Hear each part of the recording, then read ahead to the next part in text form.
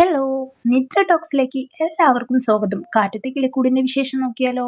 അപ്പോൾ ആരെങ്കിലും channel subscribe ചെയ്യാതെയാണ് കാണുന്നതെങ്കിൽ തീർച്ചയായും സബ്സ്ക്രൈബ് ചെയ്ത് സപ്പോർട്ട് ചെയ്യണേ. അങ്ങനെ നമ്മുടെ സുഭാഷേട്ടനും സുധീഷും റോഡിലൂടെ ഓരോ കാര്യങ്ങളൊക്കെ ഇങ്ങനെ പറഞ്ഞ് നടന്നുകൊണ്ട് വരികയായിരുന്നു കേട്ടോ. അപ്പോൾ സുധീഷ് ഓരോ തമാശയൊക്കെ പറയുന്നുണ്ട്. സുഭാഷേട്ടൻ അത് അത്ര അങ്ങോട്ട് ദഹിക്കുന്നില്ല.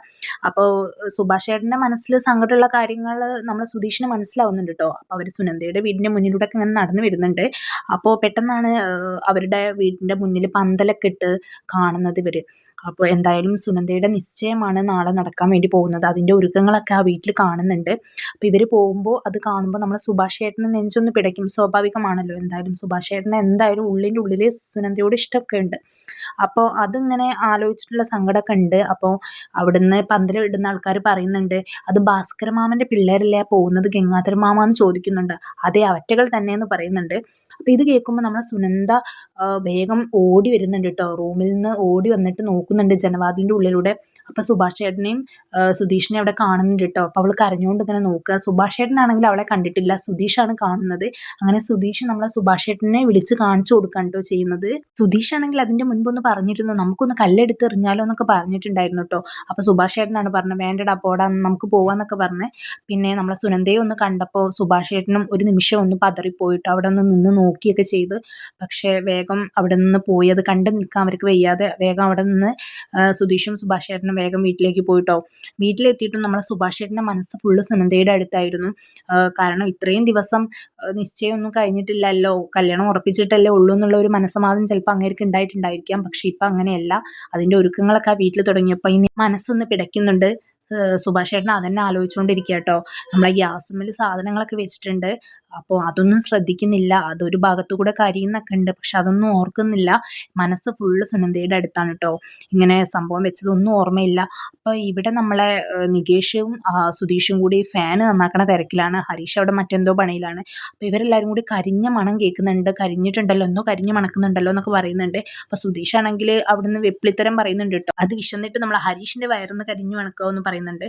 പക്ഷേ അല്ല, ശരിക്കും എന്തോ മണക്കുന്നുണ്ടെന്നൊക്കെ അവരിങ്ങനെ പറയട്ടോ. പിന്നെ അവർ നേരെ അടുക്കളയിലേക്ക് പോകുന്നുണ്ട്. അതിൻ്റെ മുൻപേ നമ്മളെ നികേഷ് വിളിക്കുന്നുണ്ട് കേട്ടോ. സുഭാഷ് ചേട്ടാന്ന് വിളിക്കുന്നുണ്ട്. പക്ഷേ സുഭാഷ് ചേട്ടൻ അതൊന്നും കേൾക്കുന്നില്ല. ഇവർ വന്ന് നോക്കുമ്പോഴാണ് കരിഞ്ഞത് അറിയുന്നത്. അപ്പോൾ സുഭാഷ് ചേട്ടൻ എന്തോ പോലെ ആയിട്ടോ. സുഭാഷ് ചേട്ടൻ പറഞ്ഞു, നമുക്കത് ഒഴിവാക്കിയിട്ട് വേറെ ഉണ്ടാക്കാം, ചപ്പാത്തി എന്തെങ്കിലുമൊക്കെ ഉണ്ടാക്കാന്ന് പറയുമ്പോൾ ഇവർ വേണ്ട, പുറത്തുനിന്ന് നമുക്കിന്ന് മേടിക്കാമെന്നൊക്കെ പറയുന്നുണ്ട്. അപ്പോൾ സുധീഷിന് കാര്യം മനസ്സിലാവും. കാരണം സുധീഷ് ആയിരുന്നല്ലോ ഇന്ന് ആ സമയത്ത് കൂടെ ഉണ്ടായിരുന്നത്, സുനന്ദയെ കണ്ട സമയത്ത്. അപ്പോൾ സുധീഷ് ഇങ്ങനെ ചോദിക്കുന്നുണ്ട്, എന്തേ സുഭാഷ് ചേട്ടൻ എന്ത് പറ്റിയെന്നൊക്കെ ചോദിക്കുന്നുണ്ട്. എല്ലാവരും ഇത് തന്നെയായിട്ട് ചോദിച്ചുകൊണ്ടിരിക്കുന്നത്. അങ്ങനെ വാ സുഭാഷ് ചേട്ടൻ ഇവിടെ വാ, നമുക്കൊന്ന് പുറത്തേക്ക് പോകാമെന്നാണ്ട് സുഭാഷ് ചേട്ടനെ പിടിച്ചുകൊണ്ട് നമ്മൾ സുധീഷ് പോകുന്നുണ്ട്. അപ്പോൾ ഹരീഷ് പറയുന്നുണ്ട് കേട്ടോ, അത് നാളെ സുനന്ദേച്ചിയുടെ നിശ്ചയം നടക്കാൻ പോവില്ല, അതിൻ്റെയാണ് എന്നൊക്കെ പറയുന്നുണ്ട്. അപ്പോൾ ഏട്ടന് വലിയ സങ്കടമൊക്കെ ഉണ്ടാവും എന്ന് നികേഷും ഇങ്ങനെ പറയുന്നുണ്ട്. അപ്പോൾ ഇവർക്കും ആ ഒരു സങ്കടം ഉണ്ട് കേട്ടോ സുഭാഷ് ചേട്ടൻ ഇങ്ങനെയൊക്കെ കാണിക്കുമ്പോൾ. കാരണം സുഭാഷ് ചേട്ടൻ്റെ അടുത്ത് നിന്ന് അങ്ങനെ അബദ്ധങ്ങളൊന്നും പറ്റാത്തതാണ്.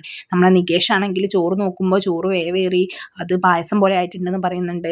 പിന്നെ സാമ്പാർ എന്തോ എടുത്ത് നോക്കുമ്പോൾ അതിനും അവന് ഇഷ്ടമില്ലാതെ അവൻ കൊണ്ടുപോയി തുപ്പിക്കളയുന്നുണ്ട്. അപ്പോൾ ഇതൊക്കെ കാണുമ്പോൾ ഇവർക്ക് എന്തോ പോലെ ആവും കേട്ടോ. സുഭാഷ് ചേട്ടൻ ആകെ കയ്യിൽ നിന്ന് പോയൊരവസ്ഥയായി. അങ്ങനെ നമ്മളെ സുധീഷ് ആണെങ്കിൽ സുഭാഷ് ചേട്ടനെ പിടിച്ചുകൊണ്ട് പോകുന്നുണ്ട്. പോയിട്ട് പറയുന്നുണ്ട്, സുഭാഷ് ചേട്ടന് ഇത് എന്ത് പറ്റി, സുഭാഷ് ചേട്ടൻ്റെ മനസ്സിലുള്ളതൊക്കെ തുറന്ന് പറ, നമുക്ക് അതിന് വേണ്ടിയിട്ട് കുറച്ച് സ്മോൾ അടിക്കുക, ഞാൻ തരാമെന്നൊക്കെ പറയുന്നുണ്ട്. അപ്പോൾ സുഭാഷ് ചേട്ടൻ, എനിക്കതൊന്നും പറ്റില്ല, ഞാനതൊന്നും കുടിക്കില്ല, നീ എന്ത് വർത്താനാണ് പറയുന്നത്, ഇതൊക്കെ അവർ കാണുന്ന പറയുമ്പോൾ ആരും കാണില്ല, സുഭാഷ് ചേട്ടൻ ഇവിടെ ഇരിക്കുക, മനസ്സിൽ സങ്കടങ്ങളൊക്കെ പോകാൻ അത് തന്നെയാണ് ഏറ്റവും ബെസ്റ്റ് എന്ന് പറഞ്ഞിട്ട് നമ്മൾ സുഭാഷ് ചേട്ടൻ ഇങ്ങനെ നിർബന്ധിച്ചുകൊണ്ടിരിക്കുന്നു കേട്ടോ. ആദ്യം സുഭാഷ് ചേട്ടൻ വേണ്ട എന്നൊക്കെ പറയുന്നുണ്ട്. അങ്ങനെ സുധീഷ് എവിടുന്നോ ഒപ്പിച്ചുകൊണ്ട് 2 കുപ്പിയായിട്ട് വന്നിട്ടുണ്ട്. അപ്പോൾ സുഭാഷ് ചേട്ടൻ ആദ്യം പറയുന്നുണ്ട്, അത് അച്ഛൻ എടുത്ത് വെച്ചതായിരിക്കും എന്ന് പറയുമ്പോൾ, ഇത് അടിച്ചോളൂ, ഒരു കുഴപ്പമില്ല, സങ്കടങ്ങളൊക്കെ ഒരു നിമിഷം കൊണ്ട് പോകുമെന്ന് പറഞ്ഞിട്ട് സുഭാഷ് ചേട്ടനെ കുടിപ്പിക്കുക കേട്ടോ നമ്മളെ സുധീഷ് ചെയ്യുന്നത്. കൂടെ അച്ചാറും കൂടെ കൊടുക്കുന്നുണ്ട്. അങ്ങനെ ആദ്യം കുടിക്കുമ്പോൾ സുഭാഷ് ചേട്ടൻ്റെ ഉള്ളിൽ നിന്ന് കുറച്ച് ഇങ്ങനെ കാര്യങ്ങളൊക്കെ പുറത്തേക്ക് വരുമ്പോൾ നമ്മളെ സുധീഷിന് ത്രില്ലായിട്ട് സുധീഷ് വീണ്ടും കൊടുത്തുകൊണ്ടിരിക്കുന്നുണ്ട് കേട്ടോ. അപ്പോൾ സുഭാഷ് ചേട്ടൻ്റെ സത്യങ്ങൾ ഓരോന്നായി തുറന്ന് പറയുന്നുണ്ട്. പഴയ കാലത്തെ കാര്യങ്ങളൊക്കെ പറഞ്ഞുകൊണ്ടിരിക്കുന്നുണ്ട്. 10ാം ക്ലാസ് പഠിക്കുമ്പോൾ എനിക്കൊരു പ്രണയം ഉണ്ടായിരുന്നു എന്ന് പറയുന്നുണ്ട്. അത് കഴിഞ്ഞിട്ട് പണിക്ക് പോയ സ്ഥലത്തു നിന്ന് ഒരു പെൺകുട്ടിക്ക് തന്നെ ഇഷ്ടമായിരുന്നു, അതും നടന്നില്ല. പിന്നെ ആ പെൺകുട്ടിയെ കല്യാണം കഴിച്ചിട്ട് അവളുടെ ഭർത്താവിൻ്റെ കൂടെ ബസ്സിലാണ് ഞാൻ കാണുന്നതെന്ന് പറയുന്നുണ്ട്. അതിൻ്റെ ശേഷമാണ് സുനന്ദ ജീവിതത്തിലേക്ക് വരുന്നത്. നിങ്ങളുടെ റിസപ്ഷൻ്റെ അന്ന് പകലാണ് സുനന്ദ എന്നോട് സ്നേഹം തുറന്ന് പറഞ്ഞത്. അന്നു മുതൽ എൻ്റെ മനസ്സിൽ സുനന്ദ മാത്രമേ ഉള്ളൂ, എനിക്ക് സുനന്ദയെ അത്രയ്ക്ക് ഇഷ്ടമാണ്. എന്നിട്ടാണ് ഞാൻ അവളോട് ഇങ്ങോട്ട് വരരുത്, ഇവിടുന്ന് ഇറങ്ങിപ്പോവാൻ ഞാൻ പറഞ്ഞത്. എല്ലാം എന്തിനു വേണ്ടിയിട്ട്, ഇതൊന്നും ഒരിക്കലും ശരിയാവില്ല എന്ന് എനിക്കറിയാം, അതുകൊണ്ടാണ് ഞാൻ അങ്ങനെയൊക്കെ പറഞ്ഞത്. നാളെ അവിടെ നിശ്ചയമാണ് ഇവിടെ നടക്കുന്നതെന്നൊക്കെ പറഞ്ഞിട്ട് നമ്മളെ സുഭാഷ് ചേട്ടൻ എല്ലാ കാര്യങ്ങളും തുറന്ന് പറഞ്ഞുകൊണ്ടിരിക്കുന്നുണ്ട്. സുധീഷാണെങ്കിൽ ആ ആ കേൾക്കാൻ നല്ല രസമുണ്ടല്ലോ എന്നുള്ള രീതിയിൽ അതിങ്ങനെ എൻജോയ് ചെയ്തുകൊണ്ടിരിക്കുകയാണ് കേട്ടോ. അപ്പോൾ നമ്മളെ നികേഷും ഹരീഷും നിധിയൊക്കെ ഇവിടുന്ന് ഈ സൗണ്ടും കാര്യങ്ങളൊക്കെ കേട്ടിട്ട് ഈ സുഭാഷ് ചേട്ടൻ ഇങ്ങനെ കാര്യങ്ങൾ പറഞ്ഞ് പറഞ്ഞ് പിന്നെ ഉറക്കാണ്ട് പറയാൻ തുടങ്ങിയപ്പോൾ ഇവരിത് കേട്ടിട്ട് അകത്തുനിന്ന് പുറത്തിറങ്ങി വന്നിട്ട് അന്വേഷിക്കുന്നുണ്ട് കേട്ടോ കാര്യങ്ങളൊക്കെ. ചേട്ടൻ ചോദിക്കുന്നുണ്ട്, എനിക്കെന്താ സുനന്ദയെ കല്യാണം കഴിച്ചു തന്നാൽ ധനശേഖര മാമന് എന്താ കുഴപ്പം, എനിക്കെന്താ കല്യാണം കഴിച്ച കുഴപ്പം, എൻ്റെ കൂടെ അവൾ ജീവിക്കില്ലേ, അതാണ് ഇതാണെന്ന് പറഞ്ഞിട്ട് ഓരോന്നും ഇങ്ങനെ ചൂടായും കൊണ്ടൊക്കെ നമ്മളെ സുഭാഷ് ചേട്ടൻ ഇങ്ങനെ പറയുന്നുണ്ട്.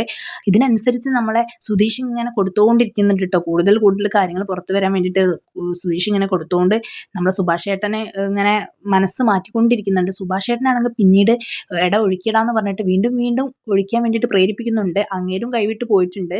കുറച്ചൊക്കെ കാര്യങ്ങളൊക്കെ പുറത്ത് വന്നപ്പോൾ അങ്ങേരെ കയ്യിൽ നിന്നും കാര്യങ്ങളൊക്കെ പോയി അയാൾക്കും ഒരു സുഖം തോന്നിയിട്ടുണ്ടായിരിക്കും. സത്യങ്ങളൊക്കെ തുറന്ന് പറഞ്ഞ് പിന്നെ സങ്കടങ്ങളൊക്കെ കുറച്ച് തീർന്നു എന്നാണ് പറയുന്നത്. അപ്പോൾ എന്തായാലും ഇതൊക്കെ കേട്ടിട്ട് നിധിയും കൂട്ടരും അകത്തുനിന്ന് ഓടി വന്നിട്ടുണ്ട്. അങ്ങനെ ഹരീഷ് ആണെങ്കിൽ നമ്മളെ സുധീഷിനോട് പറയണ്ടേ, നീ സുഭാഷ് ചേട്ടനെ മദ്യം കൊടുത്തില്ലേ, എന്തിനാ നീ അങ്ങനെ ചെയ്തത്, സുഭാഷ് ചേട്ടൻ അങ്ങനെ ചെയ്യില്ല എന്ന് നിനക്കറിയില്ല, നീ എന്തിനാ ഇങ്ങനെയൊക്കെ ചെയ്തതെന്ന് ചോദിച്ചിട്ട് സുധീഷിനോട് ചൂടാവുന്നുണ്ട്. നിധിയുടെ മുഖമൊക്കെ മാറിയിട്ടുണ്ട് കേട്ടോ സുധീഷ് ഇങ്ങനെ ചെയ്തതിൻ്റെ പേരിൽ. എല്ലാവരും ദേഷ്യപ്പെട്ടുകൊണ്ടിരിക്കുകയാണ്. സുധീഷ് ആണെങ്കിൽ സുഭാഷ് ചേട്ടനെ കൊണ്ടുപോയിട്ട് അവിടെ ഇരുത്തുന്നുണ്ട്. എന്നിട്ട് ഇവരെ അടുത്ത് വന്നിട്ട് കാര്യം പറയുന്നുണ്ട്. സുഭാഷ് ചേട്ടന് കുടിച്ചത് മദ്യം ഒന്നും അല്ല എന്ന് പറഞ്ഞിട്ട് 2 കുപ്പി കൊടുക്കുന്നുണ്ട്. അപ്പോൾ അതിലൊരു കുപ്പി ഫുള്ള് സാധനം ഉണ്ട് കേട്ടോ. ഇതൊന്ന് മണത്ത് നോക്കുമെന്ന് പറയുമ്പോൾ ഒന്നിൽ നല്ല മണം ഉണ്ടാവും, ഒന്നിൽ സാധാ ഒരു പച്ചവെള്ളത്തിൻ്റെ ഒരു ഇതായിരിക്കും. അവർ കുടിച്ചു നോക്കുമ്പോൾ സാധാ പച്ചവെള്ളമായിരിക്കും. അപ്പം ഞാൻ സുഭാഷ് ചേട്ടനെ കുടിപ്പിച്ചത് വെറും പച്ചവെള്ളമാണ്, അല്ലാതെ മദ്യമല്ല. മദ്യം ഇതാണ്, ഇത് ഞാൻ കൊടുത്തിട്ടേ ഇല്ല. സുഭാഷ് ചേട്ടൻ്റെ മനസ്സിൽ മദ്യമാണെന്ന് തോന്നിയിട്ട് മനസ്സിലുള്ള സത്യങ്ങളൊക്കെ തുറന്നു പറഞ്ഞതാണ്, അല്ലാതെ മദ്യം ഞാൻ കൊടുത്തിട്ടില്ല എന്ന് പറയും. അപ്പം നിധിക്കൊക്കെ ഭയങ്കര സന്തോഷമാവും കേട്ടോ. കാരണം സുഭാഷ് ചേട്ടൻ കുടിച്ചത് മദ്യമാണെന്ന് വിശ്വസിച്ചിട്ടാണ് കാര്യങ്ങൾ ഓരോന്ന് തുറന്നു പറയുന്നത്, അല്ലാതെ യഥാർത്ഥത്തിൽ സുഭാഷ് ചേട്ടന് മദ്യം കൊടുത്തിട്ടുമില്ല കുടിച്ചിട്ടുമില്ല. അപ്പോൾ ഇതൊക്കെ കാണുമ്പോൾ ഇവർക്ക് സന്തോഷമാവും. കാരണം സുധീഷ് കാരണമാണല്ലോ സുഭാഷ് ചേട്ടൻ്റെ മനസ്സ് മനസ്സിലാക്കാൻ കഴിഞ്ഞതും എല്ലാ കാര്യങ്ങളും തുറന്നു പറഞ്ഞതൊക്കെ. അപ്പോൾ അവനങ്ങനെ ഒരു ബുദ്ധി തോന്നിയതുകൊണ്ട് ഇവർക്ക് ഭയങ്കര സന്തോഷവും. നിധിയുടെ മുഖത്തൊക്കെ ഭയങ്കര സന്തോഷം ഉണ്ടാവും കേട്ടോ. അങ്ങനെ നമ്മളെ സുഭാഷ് ചേട്ടനാണെങ്കിൽ അടിച്ച് ഫിറ്റായ പോലെയാണ് നടത്തും കാര്യങ്ങളൊക്കെ അങ്ങനെയാണ്. ശരിക്കും മദ്യപിച്ച പോലെ നമുക്ക് തോന്നും, യഥാർത്ഥത്തിൽ മദ്യപിച്ചിട്ടില്ല കേട്ടോ. നമ്മളും വിചാരിക്കും സുധീഷ് എന്ത് പണിയത് ചെയ്തത്, ഇങ്ങനെ മദ്യപിക്കാത്ത ഒരു നല്ല മനുഷ്യനെ കൊണ്ടുപോയി ചീത്തയാക്കി എന്ന് വിചാരിക്കും. പക്ഷെ അങ്ങനെയല്ല സുധീഷ് ചെയ്തത്, അവൻ നല്ല കാര്യമാണ് ചെയ്തത്. നമ്മളെ സുഭാഷ് ചേട്ടൻ്റെ മനസ്സൊന്ന് ക്ലിയർ ആക്കി, സങ്കടങ്ങളൊക്കെ പുറത്ത് വന്നു, സത്യങ്ങൾ പുറത്തു വന്നു, എല്ലാം കൊണ്ടും സുഭാഷ് ചേട്ടന് ഒന്ന് ക്ലിയർ ആയിട്ടുണ്ട്. അപ്പോൾ പക്ഷെ എന്തോ ഒരു ക്ഷീണം പോലെയൊക്കെയാണ് ആൾ കാട്ടുന്നത്. അപ്പോൾ പിടിച്ചുകൊണ്ട് പോകുന്നുണ്ട് കേട്ടോ. ഹരീഷും നികേഷൊക്കെ പിടിച്ചുകൊണ്ട് പോകുന്നുണ്ട്. അപ്പം നമ്മളെ സുധീഷ് നീ വാടാ നീ വാടാന്ന് പറഞ്ഞിട്ട് നമ്മളെ സുഭാഷ് ചേട്ടൻ ഇങ്ങനെ സുധീഷിനെ വിളിച്ചുകൊണ്ടിരിക്കുന്നുണ്ട്. സുധീഷ് ഞാൻ വരാന്ന് പറയുന്നുണ്ട്. ആ സമയത്ത് നമ്മളെ സുധീഷും നിധിയും കൂടി ഇങ്ങനെ സംസാരിച്ചുകൊണ്ടിരിക്കുകയാണ് കേട്ടോ. ഇങ്ങനെ സുഭാഷ് ചേട്ടൻ്റെ കാര്യം തന്നെയാണ് പറയുന്നത്. എന്തോ നിധി ഇങ്ങനെ സുധീഷിനെ നോക്കി ഇങ്ങനെ ചിരിക്കുന്നുണ്ട്. എന്തോ ഇതുവരെ ഇല്ലാത്തൊരു സന്തോഷവും ചിരിയും ഒരു നോട്ടമൊക്കെ നിധിക്ക് സുധീഷിനോടും ഉണ്ടായി. ഈ ഒരു സംഭവം നമ്മളെ നിധിക്കൊക്കെ ഇഷ്ടപ്പെട്ടെന്ന് തോന്നുന്നുണ്ട്.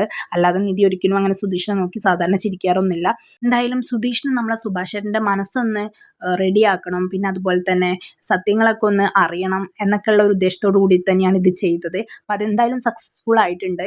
എന്തായാലും നമ്മുടെ സുനന്ദയുടെ നിശ്ചയമാണ് നാളെ നടക്കാൻ പോകുന്നത്. അതിൻ്റെ ഒരു സങ്കടം എന്തായാലും സുഭാഷ് ചേട്ടന് ഉണ്ടാവും. അപ്പം ഇനിയിപ്പോൾ അതിൻ്റെ ആരവമൊക്കെ അവർ എടുത്തായത് കൊണ്ട് തന്നെ ഇവരും അതറിയും.